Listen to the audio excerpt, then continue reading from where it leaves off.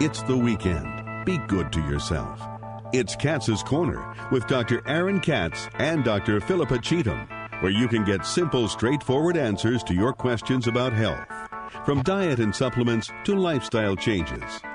To reach Dr. Katz and Dr. Cheetham, call 800-848-WABC. Now, live on 77 WABC, the chairman of urology at Winthrop University Hospital in New York, with co-host Philippa Cheetham, attending in urology at Winthrop University Hospital.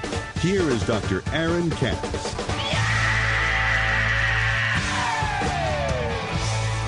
Good morning, everyone, and welcome again to another live round of Katz's Corner here on WABC Radio in New York. I'm your host, Dr. Aaron Katz. We're live. We'd love to hear from you at 1-800-848-WABC. That's 1-800-848-9222. Good morning, everyone.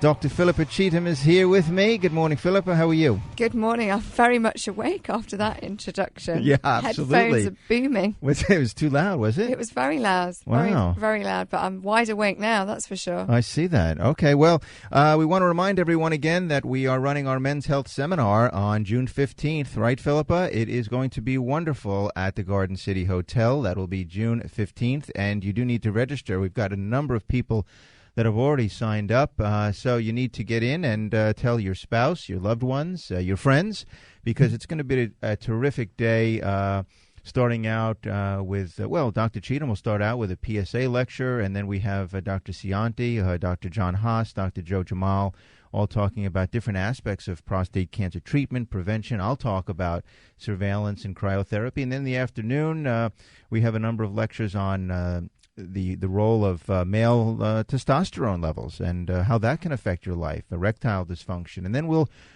expand it even more and talk about things like what you need to know about your heart health and sleep disorders. So it's going to be a terrific day, and we look forward to seeing all of you out there. But you do need to register, and it's very easy to do that. All you need to do is go onto the Internet, and you need to call or sign in, not call, but sign into prostatehealthseminar.com. And any other information on that, Philippa? It's actually menshealthseminar.com. You see? I'm that's why you need a co-host. And also you can call in, for those of you who are on the telephone, 516-663-9615. That's Say that again? 516-663-9615.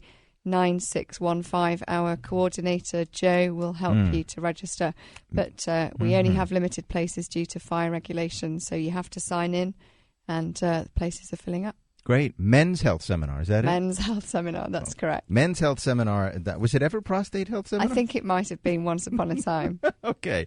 Menshealthseminar.com again. It'll be June 15th, Father's Day weekend, and I know your dad's going to be there, right? And your dad is too. Absolutely, and my mom. In fact, your dad keeps finding friends to sign up, because he's emailing me in the week saying, I found another friend who's coming to the seminar. So he has a bunch of those down We there. might have to change it to the Gary Katz Show. Okay. I'm sure he would love that. Well, this morning we have a wonderful guest in the studio with us, Philippa. Her name is Virginia Ditko, and she is the executive director of the Diabetes and Obesity Institute, as well as a professor of medicine at SUNY Stony Brook at Winthrop University Hospital. And she'll be talking to us this morning about the role of diabetes and diabetes prevention, a very important topic for all of our listeners out there. Good morning, Virginia. Good morning. Thank you for your kind invitation. Absolutely. Thank you for getting up so early to come in from Long Island as well. So, Virginia, first tell us we're talking about type 2 diabetes this morning, and that's a little bit different than the insulin-dependent diabetes, correct? That would be type 1. Tell us how those two differ and how prevalent, how often do we see type 2 diabetes? I'll tell you, type 2 diabetes is the most common type of diabetes. There's many types. There's type 1, type 2, there's gestational, and then pre-diabetes. But type 2 is the most common. But I think the most compelling statistic I can share is that the children born in the year 2000, by the time they're 20, 1 out of 3 will have type 2 diabetes, and 1 out of 2 Hispanic American children will have type 2 diabetes. Wow. That's absolutely unbelievable. By the age of 20. Yeah. And is that something that's increasing quite a bit now? Absolutely. Why is that? Is it diet only? Well, there's a genetic component, of course, but the other part is our lifestyle. It's a sedentary lifestyle for most part, and of course, related to overweight and large portions. How many of these children do you think years ago were missed and we've just got better at detecting the disease? I don't really have any. That would be conjecture, but we certainly have gotten better. But I think the more important message is that we can prevent diabetes, and that's something that is new. And for me, after spending my entire career dedicated to people with diabetes, to have the opportunity to prevent diabetes is amazing. People with type 2 diabetes are given a full-time job that they didn't apply for, didn't want, and cannot quit. And people actually have a chance to prevent that. Now, is this prevention strategies? Is this something new that we just learned about through research over the last few years, or is it something that, That's it exactly. We have research. It was actually in our country, Finland, and China, and surprisingly almost the exact same findings that through lifestyle changes, which is losing 7% of your body weight and exercise, 58% of the people in these studies were able to prevent or more accurately delay diabetes. And, that is the message, that it's lifestyle that can make the difference. And how easy is that, Virginia, when you see somebody in the office and you talk to them and say, look, if you lose weight, you can prevent diabetes? I mean, how much is that message taken on board when you have a 20-year-old patient sat in front of you who probably thinks that they're going to live forever, that they're invincible? And I guess a lot of these patients have no symptoms and probably don't necessarily feel unwell. Exactly. Well, you put your finger on it. It's not easy. Though the lifestyle is one of the hardest things for us, of course, to adapt and to make changes. But, when you think about prediabetes, the definition is a fasting blood sugar of 100 to 125. 126, on 2 occasions, you have diabetes. So one of the ways is that to help people find out they have prediabetes, right, to be able to prevent diabetes, is to have this fasting blood test or a test called an A1C, which does not have to be fasting. And if you think of the fasting blood sugar as like a photograph, the A1C is almost like the video camera. It goes back 3 months. And if that is between 5.7 and 6.4, that's a percentage. The person has pre-diabetes. 6.5, you have diabetes. And then there's another way to find out if you don't have access to getting blood work is the diabetes risk test, which is found at the American Diabetes Association website, diabetes.org. And they also have a very cool program called My Health Advisor, where you can type in your weight, your cholesterol, your blood pressure, and they actually show you your risk for developing diabetes. And then also, if you modify this, how you can lower your risk. So, for example, if you weigh 200 pounds, 7% is 14 pounds. 5%, 10 pounds. So if you lose 10 to 14 pounds, you have just completely lowered your risk of developing diabetes. Now, once you have diabetes, I mean, can you reverse diabetes? I mean, once you say you have those 2 tests, you have your blood sugar tested and it's high, and now you're saying, okay, I'm diabetic. If you lose this weight and you change you'll tell us about some of the strategies that you can do to maybe prevent this. But can you consider yourself no longer a diabetic can you reverse the process? Not necessarily reverse, but if we're talking about prevention, right, you have this pre-diabetes state. Yes, we've learned that you can actually bring it back to normal. If you have diabetes, once you have diabetes, but you can manage it or control it. And there's even talk in bariatric surgery that you can go into remission. But once I guess the best way to explain it is type 2 diabetes is a progressive disease. You start out with a robust pancreas that makes a lot of insulin. And insulin is almost like the key that opens the door to let sugar go into the cells of our body, and that's how we get energy. So in the beginning, you have plenty of insulin. And then if you pack on 5-10 pounds, now your pancreas has to work harder to make more insulin just to keep everything on even keel. And like any of us, when you work overtime and you work harder, eventually you get exhausted. So the pancreas makes less insulin over time. I would recommend anyone who's listening who's got diabetes or who has a family history of diabetes, pick up the phone. We've got an expert guest in the studio, Dr. Virginia Ditko, talking about diabetes prevention. So give us a call on 1-800-848-9222. That's 1-800-848-WABC.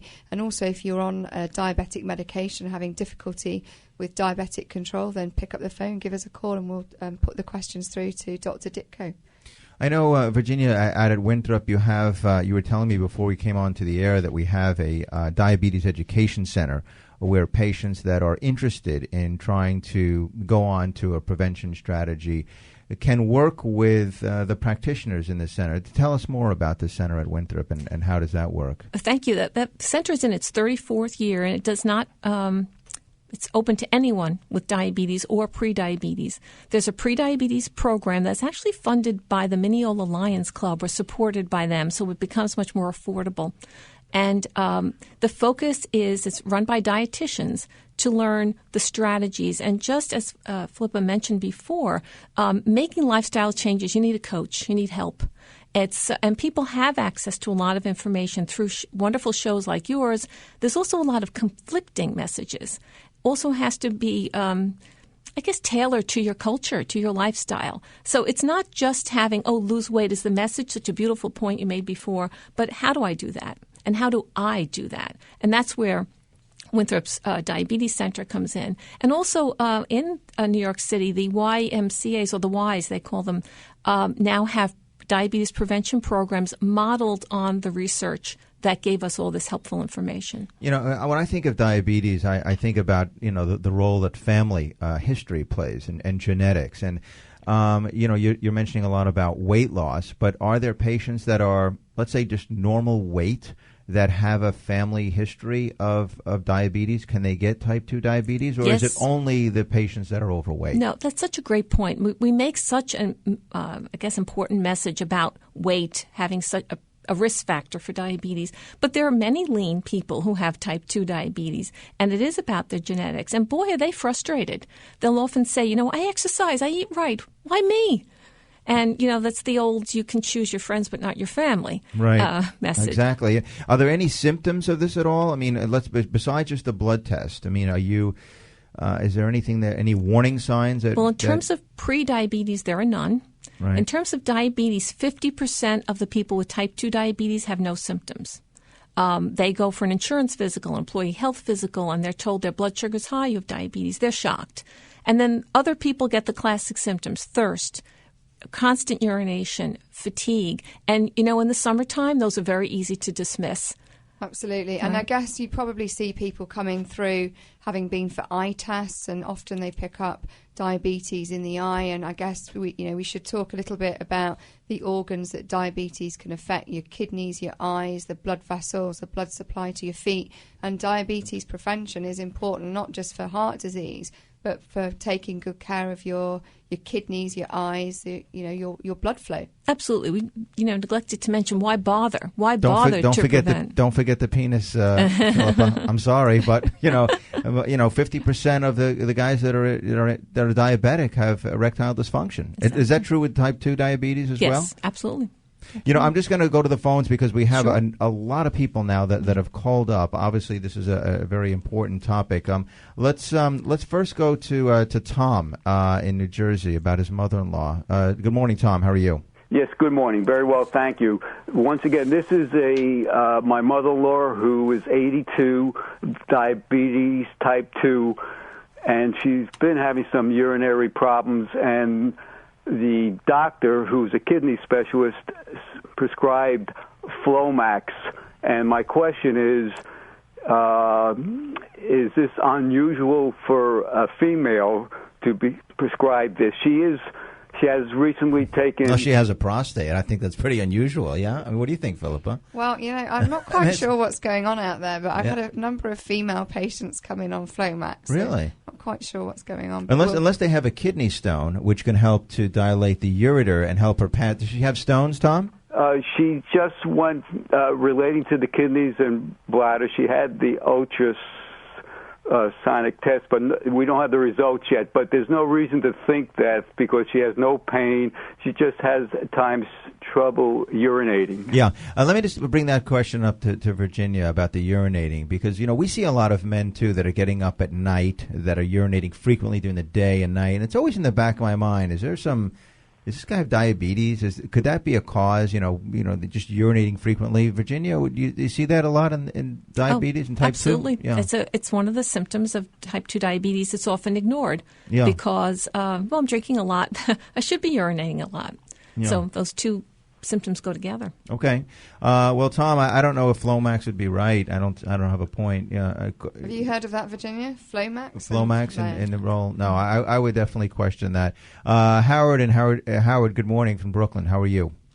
Yes, good morning. I just wanted to ask, some people who get type 2, their cells stop accepting the insulin. What does the doctor have to say about that? Howard, that's something called insulin resistance, and you bring up a great point. That's part of actually the disease of type 2 diabetes, where you make insulin, but your body can't use it properly, and that's called insulin resistance. And what happens is overweight contributes to that insulin resistance. So part of it is the cell not accepting the insulin. The other part is overweight. So the good news is that, again, losing 5-10 pounds, you've just taken the burden off your pancreas. You've reduced the insulin resistance. And, we talk a lot about how diabetes is related to heart disease and all these other medical problems, but there seems to be increasing studies coming out looking at diabetes and cancer risk, and so many of these things seem to be related: risk of cancer, diabetes, heart disease. What's your thoughts on that, Virginia? Even now, Alzheimer's. I always say diabetes doesn't discriminate. And it's so complex and affects every part of your body and every part of your life. So you can see my zeal for prevention. If there's a chance to not even put your toe in the water, and it means, cutting out or reducing your portions or something that could help you to lose weight, that's going to help. Yeah, I think the patients, that Philippa's point, the patients that are becoming diabetic or pre-diabetic or have type 2 that have an increased sugar load, that are taking a lot of carbohydrates and sugar, there's been a lot of studies that this type of an acid environment in the body can induce cancer formation. Do you have any thoughts on that? That's exactly what the research is looking at and trying to strengthen the ties.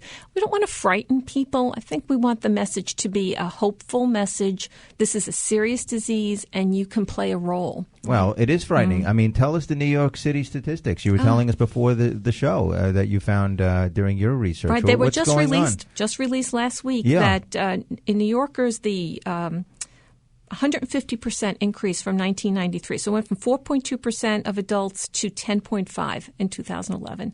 And the national average is 9.2%. So New York City, again, there's our melting pot.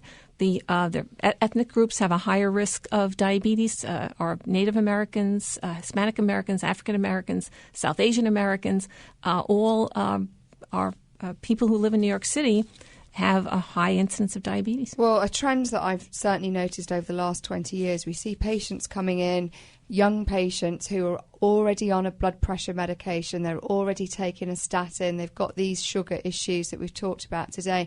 Don't you think we need to get into the schools and target educating these children, before they even hit their teenage years?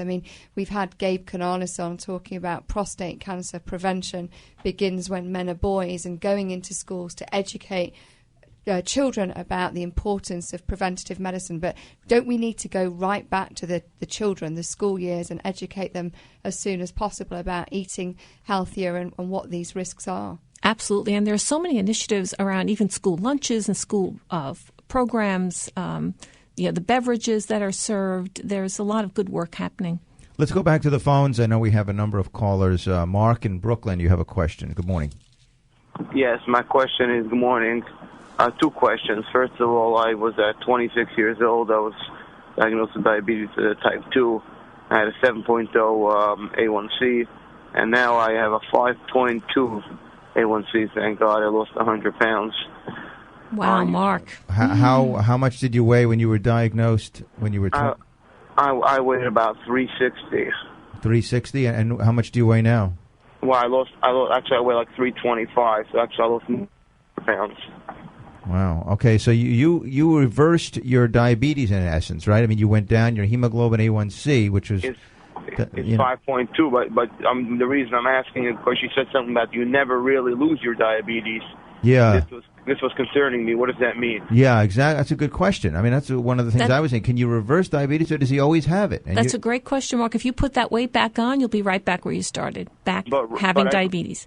Okay, but as long as I don't, is that gone? Is there any concern that my doctor says I have diabetes in my system, and this is my question. Well, I think what you've done is you've managed it. You've lost the weight. You have your A1C in the normal range. You've done the work. And that's really your message. If you were to put that weight back on, if you stopped exercising, the gene is there, but you've taken the load off your pancreas. Remember, the pancreas, it's a progressive disease, type 2 diabetes. You start out with a lot of insulin, and over time you get less. Your body makes less. So you've taken the burden off your pancreas by losing 100 pounds. So it doesn't have to work that hard. You're going to get more years out of that pancreas. But if you slowly put it back on, you're going to, again, develop type 2 diabetes. Okay, I have one more question, if you don't mind. And that is, I did a bariatric surgery, which means that one overeats. You know what happens? Sometimes the food can come up on them. And my question is, if you do eat, I'm saying, how long does it take for the sugar to start getting into your system once you eat it? Well, that's where one of the tools called blood glucose monitoring comes in. There's no, fact that says it's in your system in 5 minutes, but you can measure your blood sugar to see the impact of your food choices. And generally they say to look at 2 hours after a meal to give you a guideline. If it's less than 180, then you're within the target. If it's less than 180 in the 2 hours? 2 hours after you start to eat. Oh, wow. Okay, thank you so much. Good luck. God bless you, and everyone good luck out there, because you can do it. Well, he's a great role model, isn't he, having lost the weight? I mean, that's fantastic. I mean, he mentioned bariatric surgery, and we're hearing more and more in the media about patients who are undergoing bariatric surgery to come off their diabetes medication and blood pressure medication. Is that dangerous to lose that much weight quickly? And how dangerous is that to have such a dramatic change in blood sugar levels? Is there any risk there? No, actually, it isn't that quickly. People do lose weight over time, and the medications are reduced appropriately. And actually, they're talking about, this is a remission for type 2 diabetes. It's effective treatment. Yeah, I like, I was just, because I deal with cancer so much, I was thinking about the word remission. Do you use that with diabetes? Because he really, I guess what he's looking for is, am I cured now? But his pancreas, I guess, is so sensitive that if he goes back on this, bad form of a diet and he starts eating more sugar and he gains the weight, his pancreas is going to just, again, just explode, I guess, in a sense, right? Right, it just won't make enough for what he needs, right? And it's, we all want to hear cure. And here he's 26 years old. I mean, right. You want to be cured, but he's actually committing a lifetime now of making a serious lifestyle change. That's Otherwise, we were talking earlier about all the things that diabetes can affect, and I guess he's still a risk for that if he goes outside of his range. That's right, and that's why you can't do it alone. You need a team, you need support, you need coaching. Yeah. Let's take the question from Harry, because I'm fascinated about his question about chocolate and sugar. Yeah, Harry, good morning. Yeah. Give us the question on chocolate. Yes, I have a question. Someone eats dark chocolate, which is supposed to be healthy, and it's no sugar added or sugar-free. Is that contraindicated for pre-diabetes or diabetes? Excellent question, because I actually have probably at least one serving a day of dark. I love dark chocolate myself, but I don't. I feel like with Harry, it's a good antioxidant and a good form of sugar. Is that right, Sure. Virginia? Yeah, what do you think? The main message here is the amount and the portion. Yeah. So, anything in moderation, you've heard that a million times, is fine. And remember, people with pre-diabetes have a functioning pancreas. They make insulin. They can have sweets. And type 2 diabetes people can have sweets as well, as long as it's in a reasonable portion. So that jumbo Hershey bar, no, that's too much. But reasonable portions certainly can be had. What about fruits, Virginia? What do you think about eating Same a thing. lot of fruits? Fruit has nutrients that we need. And again, it's the portion. that's important.